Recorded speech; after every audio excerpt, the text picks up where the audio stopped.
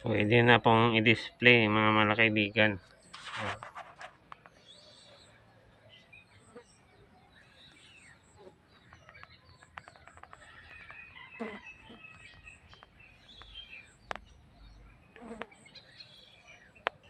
Ito pa yung isa mga malakaibigan. Tingnan nyo po.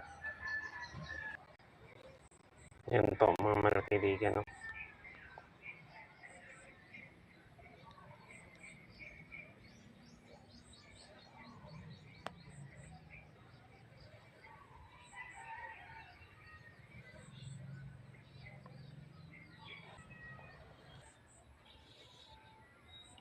Ito pa po yung isa mga malakaibigan. Pasensya lang kayo sa mga kamay ko. Ang dumi po. Daon nyo po. Ayan. Tingnan nyo po. Pwede nyo pong ilagay sa mesa nyo mga malakaibigan. Tapos habang kumakain kayo, kuha-kuha na kayo ng bunga. Diba? Ilagay nyo po ito sa gitna ng mesa nyo. Tapos kakain-kain na kayo. Kaso pag kinain nyo, wala na kayong pang display. Gusto nyo bang matuto kung paano ko po ginawa to mga malakaibigan? Gaya ng tinuro ko po sa inyo dati.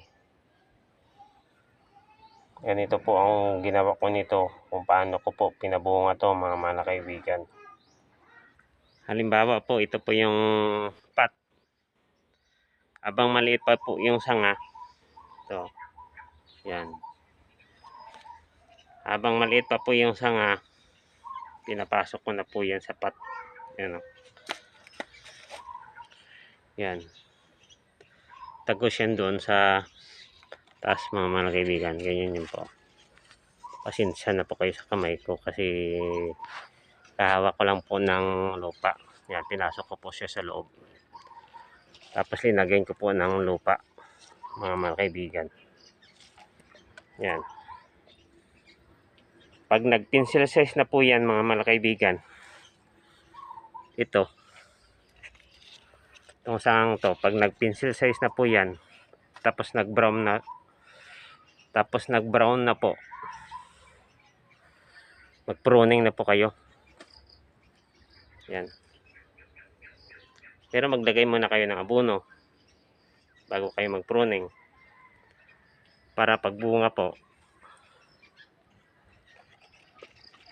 malaki po yung bunga. Tapos maayos. Ayun lang po. Tapos, halimbawa ito na. Brown na po to mga malakaibigan. Tapos naglagay na po kayo ng abono. 2 linggo sunod-sunod. I-cut nyo na po rito. Dito banda, dito. Pag-cut nyan mga malakaibigan, itong dulong to, usbong yan. Pag usbong yan, may bulaklak na po yan mga malakaibigan. Kung nakita nyo sa pot, ganun po ang ginawa ko. Pag usbong nito, meron pong bulaklak yang kasama.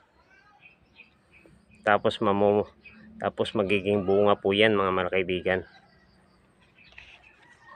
Halimbawa po, pag hinog na po